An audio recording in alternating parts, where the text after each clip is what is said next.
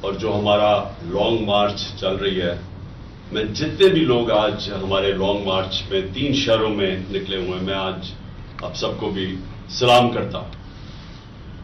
دیکھیں، آج میں سب سے پہلے تو جدھر میں کل بات ختم کی تھی ادھر سے ہی شروع کرتا ہوں۔ آج جو ریٹنگ آئی ہے پاکستان کی، اور یہ ریٹنگ باہر سے ہوتی ہے، اور وہ ریٹنگ یہ ہوتی ہے کہ پاکستان کیا اپنے قرضوں کی قسطیں واپس کر سکتا ہے، اس کو کہتے ہیں ڈیفالٹ رسک۔ تو آج جب آپ صبح جب دیکھیں، آپ کو پتا چلے گا کہ کل 75% پاکستان کی ڈیفالٹ کی رسک تھی، آج وہ 80% پہ پہنچ گئی۔ یعنی کہ باہر کے لوگ، باہر کے بینکس، باہر کے سرمایہ کار، ان کو اب یہ بتایا جا رہا ہے کہ جب 80% ایک ملک کی ڈیفالٹ کی رسک کا مطلب کہ وہ 80% چانس ہے کہ وہ اپنے قرضوں کی قسطیں واپس نہیں کر سکتے۔ تو یہ سارے پاکستان کے لیے لمحہ فکر ہے، کیونکہ اس کا مطلب کیا ہے؟ سب سے پہلے اس کا مطلب یہ ہے کہ کوئی بھی باہر کے بینک، کمرشل بینک پاکستان کو پیسے نہیں دے گے۔ اب پاکستان کا مسئلہ کیا ہے کہ ہمیں اپنے قرضوں کی قسطیں دینی ہیں ڈالرز میں۔ پاکستان کے پاس ڈالرز کم ہیں اور کم ہوتے جا رہے ہیں، کیونکہ جو باہر سے آمدنی آنی تھی پاکستان کی ایکسپورٹس کے ذریعے، جو ہم جب چھوڑ کے گئے تھے ریکارڈ ایکسپورٹ تھی 32 ارب ڈالر پہ، اور جو ریمیٹنسز آتی ہیں یعنی بیرون ملک پاکستانی جو اپنا پیسہ بھیجتے ہیں پاکستان ڈالرز میں، وہ بھی ریکارڈ تھا 31 ارب ڈالر پہ۔ تو وہ دونوں ایکسپورٹس بھی نیچے آ رہی ہیں، بیرون ملک پاکستان کی ریمیٹنسز بھی نیچے آ رہی ہیں۔ تو آمدنی کم ہو رہی ہے، لیکن جو قرضے ہیں وہ بڑھتے جا رہے ہیں۔ لیکن ہمارے پاس جو قرضوں کی قسط دینے کے لیے اب ہمیں باہر سے قرضے چاہیے، کیونکہ ہماری آمدنی ہے نہیں۔ تو اگر ہماری آمدنی نہیں ہے اور ہم باہر سے جب مانگیں گے قرضے قسطیں واپس کرنے کے لیے، تو باہر کے بینک جب ان کو پتا چلے گا کہ 80% چانس ہے کہ پاکستان اپنے قرضے واپس نہیں کر سکتا، تو باہر کے بینک پیسے نہیں دیں گے۔ اور جب وہ پیسے نہیں دیں گے تو پاکستان کا خطرہ یہ ہے کہ ہم ڈیفالٹ کر جائیں گے۔ ڈیفالٹ کا مطلب کیا ہے؟ میں پھر کل بھی میں نے بتایا، میں پھر آپ سب کو بتانا چاہتا ہوں۔ ڈیفالٹ کا مطلب ہے کہ ہم اب جب نہیں دے سکتے اپنے قرضوں کی قسطیں، تو اس کا مطلب کہ سب سے پہلے پاکستان کے روپے کے اوپر پریشر پڑے گا، اور لوگ فوری طور پہ دیکھنا شروع ہو جائیں گے کہ پاکستان کا روپیہ اب گرے گا۔ تو جب پاکستان کا روپیہ گرے گا تو ابھی سے لوگ ڈالر خریدنا شروع ہو جائیں گے۔ اور اس سے کیا ہوگا؟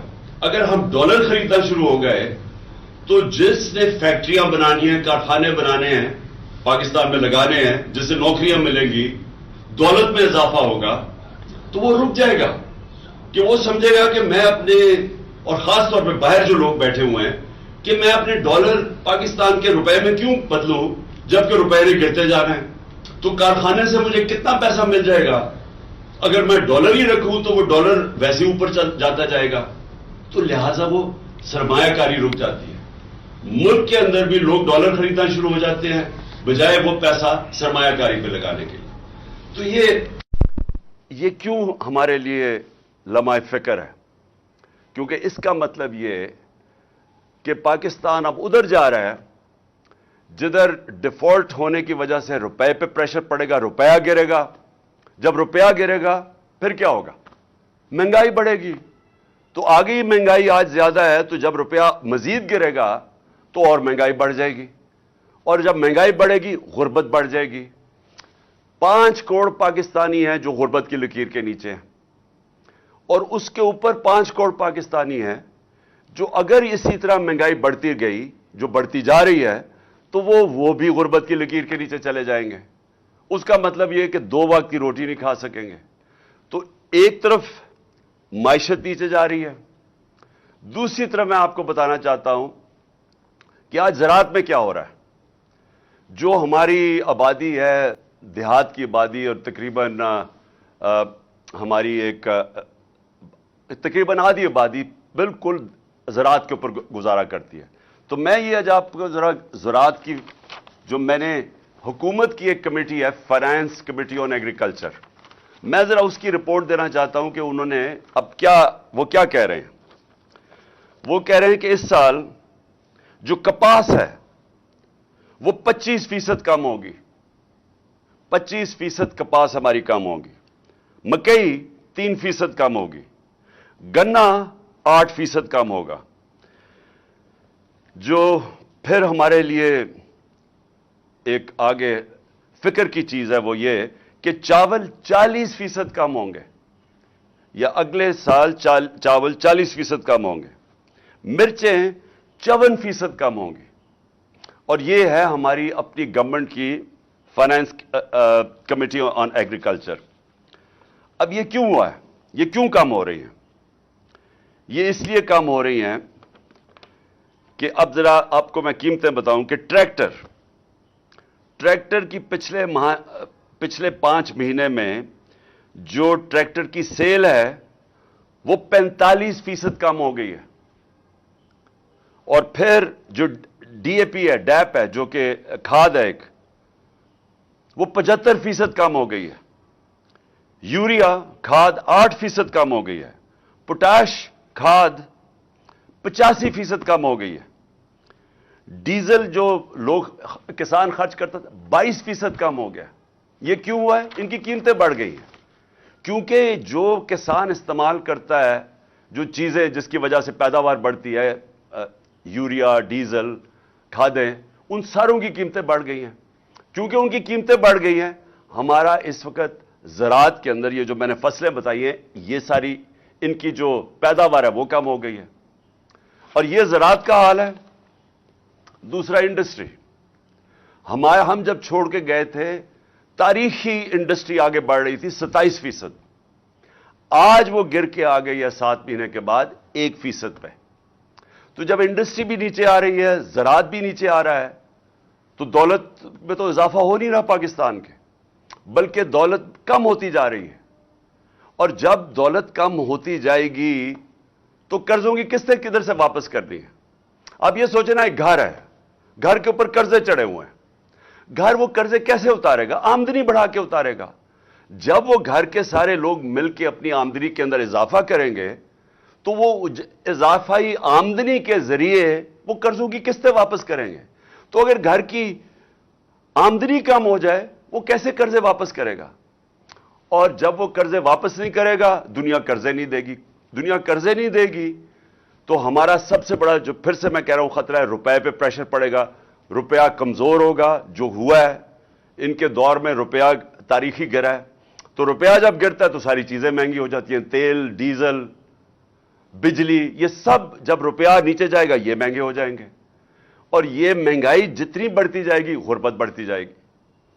تو پہلے زراعت کا میں نے آپ کو بتایا, میں نے انڈسٹری کا بتایا آپ کو کہ وہ نیچے آ گئی ہے.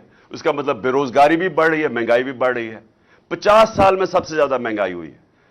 اب عموماً تو حکومت کو فکر کرنی چاہیے. حکومت کی تو سب سے زیادہ زور لگنا چاہیے کہ جو معاشی بحران آ رہا ہے, یہ جو آگے تباہی آ رہی ہے, حکومت کو تو سارا وقت اس کے اوپر زور دینا چاہیے. لیکن حکومت کیا کر رہی ہے؟ حکومت سب سے پہلے یہ کوشش کر رہی ہے کہ ان کی جو کرپشن کے کیس ہے وہ ختم کیسے ہوں. یہ کبھی کسی ملک کے اندر ایسے نہیں ہوا کہ 1100 ارب روپے کے کرپشن کے کیس ہیں جو نیب میں پڑے ہوئے تھے. 1100 ارب روپے کے. اور انہوں نے اسمبلی میں بیٹھ کے قانون پاس کیا ہے جس سے ان میں ہر کسی کے جو بڑے بڑے ڈاکو ہیں ان کے کرپشن کیس ختم ہو رہے ہیں. اب تو سب سے بڑا ان کا کارنامہ یہ ہے کہ جب سے یہ آئے ہیں انہوں نے قانون بنایا ہے, اپنے آپ کو این آر او دے دیا ہے, ان کے کرپشن کے کیسز ختم ہوتے جا رہے ہیں. قوم کو 1100 ارب روپے کا نقصان ہو رہا ہے. انہوں نے وہ جی عمران ہر کوئی شوشہ چھوڑتے ہیں, وہ صرف وہ ہوتا ہے کہ ایک ان کی جو چینل ہے جیو اس کے ساتھ مل کے پروپیگنڈا کرتے ہیں کہ جی وہ گھڑی ہے. وہ گھڑی کے اوپر تو میں یہ کہہ دوں کہ میں ان کو امریکہ میں بھی اب کیس کر رہا ہوں, برطانیہ میں بھی کر رہا ہوں, دبئی میں بھی کر رہا ہوں. اور میں وہ اس لیے کر رہا ہوں کہ وہاں تیزی سے کیسز ہوں گے، اور انشاءاللہ یہ میں ان کو ایکسپوز کروں گا کہ یہ جو اب آزادی صحافت کے نام پہ یہ جو میڈیا ہاؤسز بنے ہوئے ہیں، ان کی یہ ایجنڈوں پہ کام کرتے ہیں، یہ وہ لوگوں کے ساتھ مل کے بلیک میل کرتے ہیں، اور یہ انشاءاللہ مجھے انہوں نے ایسا موقع دیا ہے کہ میں اب باہر کی عدالتوں کے اندر ان کو ایکسپوز کروں گا جو انہوں نے یہ فراڈ کے ساتھ میرے اوپر یہ جو الزامات لگائے ہیں۔ لیکن کہاں یہ چند کروڑ کی بات جو اٹھا دی اتنی، اور کہاں 1100 ارب روپے کے کیسز معاف ہو رہے ہیں ان کے، اور شہباز شریف کے اور بیٹوں کے اوپر 16 ارب روپے کا وہ کیس ہے جو کہ ایف آئی اے کے اندر وہ 4 گواہ مر چکے ہیں، ایک انویسٹیگیٹر مر چکا ہے، اس کے اوپر کوئی بات نہیں ہو رہی، اس کے کیس وہ آرام سے اپنے اوپر ایف آئی اے کا اپنا آدمی بٹھا کے وہ کیس ختم، نیب کا اپنا آدمی بٹھا کے 8 ارب روپے کے نیب کے کیس تھے جو ٹی ٹی کیس تھے، جو جعلی نام پہ انہوں نے پیسہ منگوایا تھا پاکستان، وہ اپنا آدمی بیٹھ کے اب وہ کیس ختم ہوگا، زرداری کے کیس وہ ختم ہوں گے، اومنی گروپ جس نے 9 ارب روپے کی پلی بارگن کی تھی، مطلب یہ کہ انہوں نے اومنی گروپ جو زرداری کے ساتھ ہے انہوں نے کہا کہ ہاں ہم نے کرپشن کیا ہے اور 9 ارب روپے ہم واپس کرتے ہیں، لیکن انہوں نے جو نئے قانون بنائے ہیں اب یہ ہو سکتا ہے کہ وہ 9 ارب روپیہ گورنمنٹ کو واپس کرنا پڑے ان کو، کیونکہ انہوں نے قانون ہی ایسے بنا دیے ساروں کو اپنے آپ کو بچا لیا ہے۔ اور وہ جو ایونس فیلڈ ہے، جو پینما کے پیپرز کے اندر جو انکشاف ہوا تھا کہ لندن کے بڑے بڑے 4 محلات مریم کے نام پہ ہیں، تو وہ بھی اب سارا کیس ختم ہو گیا ہے، اور وہ جو حسن شریف ہے جو 10 ارب روپے کی پراپرٹی لندن میں 1 ہائیڈ پارک میں ہے، اس کے اوپر بھی اب کوئی نہیں پوچھے گا، اور یہ ان کا اصل میں آنے کا مقصد تھا اپنے کیس ختم کرنے کے لیے۔ اور دوسری چیز کہ یہ پھر بلون چھوڑتے ہیں کہ جی دیکھیں اس کے توشہ خانہ ہو گیا اور فورن فنڈنگ ہو گئی اور میڈیا ان کے ساتھ مل کے اس کو اٹھاتا ہے۔ ان کا میڈیا کبھی یہ بات نہیں کرے گا، یہ جو میں کہہ رہا ہوں کہ اس ملک کی تاریخ کا سب سے بڑا ڈاکہ پڑ رہا ہے، 1100 ارب روپے کے اپنے کیس معاف کروا رہے ہیں، اور اسی لیے یہ آئے تھے، ملک کا دیوالیہ نکال دیا ہے۔ 5% تھی پاکستان کی ڈیفالٹ کی رسک، یعنی جب ہم تھے مارچ کے اندر یہ جو نو کانفیڈنس سے پہلے، تو پاکستان اپنے قرضوں پہ کتنا ڈیفالٹ کرتا ہے، وہ 5% تھی، آج 80% ہے ان کے آنے سے 80%۔ اب جب چانس آ گئی تو میں نے آپ کو بتا دیا ہے کہ یہ دنیا کے اندر پیغام چلا گیا ہے کہ پاکستان کا اب دیوالیہ نکلنے لگا ہے۔ میں نے ایک سمیع ابراہیم کے ساتھ پروگرام کیا تھا 6 مہینے پہلے، میں نے پیشن گوئی کی تھی، میں نے سمیع ابراہیم کے پروگرام میں پیشن گوئی کی تھی کہ ان سے معیشت نہیں سنبھالی جائے گی، یہ معیشت نیچے جائے گی، ہم اپنے قرضوں کی قسطیں نہیں ادا کر سکیں گے، کیونکہ یہ پہلے ہی دیوالیہ نکالا ہوا پاکستان 2018 میں پہلے یہ چھوڑ کے گئے تھے۔ جب یہ 99 میں گیا تھا نواز شریف، تب پھر دیوالیہ نکلا ہوا تھا پاکستان کا، تو انہوں نے تو کبھی بھی ٹھیک نہیں کیا، انہوں نے تو تباہ کر کے گئے ہیں، تو اب انہوں نے آگے کیسے ٹھیک کرنا تھا؟ تو میں نے تب یہ کہا تھا کہ ملک ادھر پہنچ جائے گا جدھر ہم ڈیفالٹ کی طرف نکل جائیں گے، اور اس کے بعد میں نے ایک اور چیز کہی تھی کہ جو نیشنل سیکیورٹی ہے، ملک کی سلامتی ہے، وہ داؤ پہ لگے گی، کیونکہ جو لوگ ہمیں نکالیں گے اس سے ڈیفالٹ سے، میں آج آپ کو کہہ رہا ہوں کیونکہ میں 3.5 سال اقتدار میں رہ چکا ہوں، اور میں ان کو ویسے بھی جانتا ہوں، ان لوگوں کو جن کے پاس ہم جائیں گے ہاتھ پھیلا کے کہ جی اب ہماری مدد کریں، ہمیں نکالیں اس میں سے، میں آج آپ کو کہہ رہا ہوں انہوں نے ایک چیز ڈیمانڈ کرنی ہے، اور جب وہ ڈیمانڈ کریں گے اس ملک کی نیشنل سیکیورٹی کے اوپر بہت بڑا کمپرومائز ہوگا۔ اس لیے میں نے 6 مہینے پہلے کہا تھا، اور جب میں نے یہ کہا انہوں نے کہا عمران خان کے اوپر غداری کے کیس بننا چاہیے، اور آج وہ ہم ادھر آ کے کھڑے ہو گئے۔ مجھے ایک اور خوف ہے، مجھے خوف یہ ہے کہ انہوں نے ملک سے بھاگ جانا ہے، کیسز اپنے معاف کروا کے معیشت سے سنبھالی نہیں جانی، انہوں نے ملک سے باہر بھاگ جانا ہے، اور اس لیے جو سارے کام کر رہے ہیں اپنے کیسز ختم کروانے کے لیے جو کر رہے ہیں، اپوزیشن کو دیوار سے لگا کے ہمارے اوپر کیسز، یہ جو قاطعانہ حملہ میرے اوپر کیا ہے ان کی ذمہ داری ہے. ان کی ساری کوشش یہ ہے کہ کسی نہ کسی طرح ہمیں اپوزیشن کو کسی طرح ختم کیا جائے، اپنے کیسز ختم کیے جائیں، اور یہ جو اب قانون بدل رہے ہیں، آرمی ایکٹ بدل رہے ہیں، صرف ان کا ایک مقصد ہے کہ کسی طرح ہم آرمی چیف بھی وہ لے آئیں جو ہمارے ایجنڈا پہ کھڑا ہو جائے، جو ہمیں تحفظ دے، جو ہمیں بچائے. تو ساری کوشش یہ ملک کے لیے نہیں ہے، یہ سارا مقصد یہ ہے کہ ہم کسی طرح جو ہم نے 30 سالوں میں جو چوری کی، اور خاص طور پہ پچھلے 10 سال میں، ہم کسی طرح اس کو بچا لیں. جب میں پرائم منسٹر بنا تھا، میں نے پہلے دن اپنی قوم سے جب خطاب کیا تھا، میں نے یہ ایک چیز کہی تھی کہ ان کے مفادات اور پاکستان کے مفادات دونوں تضاد میں ہیں. اگر یہ رہ گئے، یہ پاکستان کو نقصان پہنچائیں گے، اور اگر پاکستان نے آگے بڑھنا ہے تو ان لوگوں کو قانون کے نیچے لانا پڑے گا، ان کو NRO نہیں دینا پڑے گا. 3.5 سال میں کہتا رہا کہ میں NRO نہیں دوں گا کیونکہ ملک سے غداری ہوگی. آج یہ ملک سے غداری آپ کے سامنے ہو رہی ہے، قوم کے سامنے. کوئی ان کو فکر نہیں ہے کہ ملک کسان تباہ ہو گیا، انڈسٹری بند ہو گئی، بے روزگاری بڑھ گئی، 50 سال میں سب سے زیادہ مہنگائی ہوگی. یہ ان کا کنسرن نہیں ہے. ان کا صرف یہ مقصد تھا کہ پہلے یہ ان کے کیسز ختم ہوں، اس کے بعد اپوزیشن کو کسی طرح ختم کیا جائے، اور پھر ان کا کبھی مقصد آرمی چیف کو اپنا آرمی چیف لانے کا یہ نہیں ہے کہ وہ آرمی کے ادارے کو مضبوط کرے گا، وہ پروفیشنل ہوگا. میں آرمی کے ان کے اوپر جو بھی کنٹینڈرز ہیں ان کے اوپر بات نہیں کر رہا، میں ان کی نیت کے اوپر بات کر رہا ہوں. میں ان کو 40 سال سے جانتا ہوں.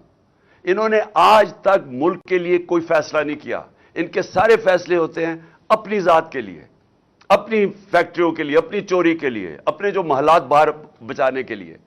تو مجھے جو خطرہ ہے وہ یہ کہ یہ سارا کر کے جس طرف ملک جا رہا ہے، یہ ملک سے بھاگیں گے، پھر سے ملک چھوڑ کے بھاگیں گے. اور ایک ہی طریقہ ہے ملک کو اب مزید تباہی سے بچانے کا، اور وہ ہے صاف اور شفاف الیکشن. اس کے علاوہ کوئی دوسرا طریقہ نہیں ہے.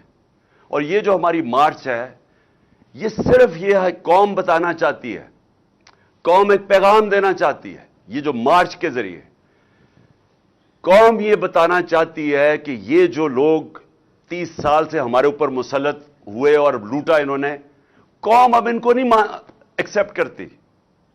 قوم ان کے ساتھ متحد ہے. الیکشنز میں بار بار قوم نے بتایا کہ ہم ان کے ساتھ نہیں کھڑے. 37 الیکشنز بائی الیکشنز میں سے 29 جیتی ہے تحریک انصاف. جب ان کے ساتھ پورے اسٹیٹ مشینری بھی کھڑی تھی، ساری جماعتوں نے مل کے ایک ٹکٹ پہ الیکشن لڑا. جو اسٹیبلشمنٹ تھی وہ بھی ان کے ساتھ کھڑی تھی. اس کے باوجود یہ ہارے ہیں، کیونکہ قوم نے پیغام دیا کہ آپ جو مرضی کر لیں، ہم آپ کو کبھی تسلیم نہیں کریں گے. اور یہ جو انہوں نے آخر میں یہ جو کوشش کی، جو مجھے قتل کرنے کی، اس کے پیچھے کیا ہے؟ یہ سمجھ بیٹھے ہیں کہ اب ان کو جو مرضی کر لو، آپ کیسز، ڈسکوالیفیکیشن، دہشت گردی کا کیس، یہ جو مرضی کر لیں. ان کو پتا ہے کہ یہ اب تحریک انصاف کو نہیں روک سکتے. لہذا کوشش یہ ہے کہ کسی طرح عمران خان کو راستے سے ہٹایا جائے. اور یہ جو واردات کی گئی تھی، یہ ان 3 لوگوں نے کی تھی. یہ 3 لوگ اس کے اندر شامل تھے، اور میں نے تینوں کے نام دے چکا ہوں، جس میں شہباز شریف، یہ جو ہے رانا ثناء اللہ، دونوں ماڈل ٹاؤن کے اندر دونوں نے دن دہاڑے لوگوں کو قتل کروایا تھا. ابھی تک کیس پڑا ہوا ہے. اور اگر کاش کہ اس کیس کا اگر فیصلہ ہو جاتا تو یہ ان کی جرت نہ ہوتی آگے یہ کرنے کی.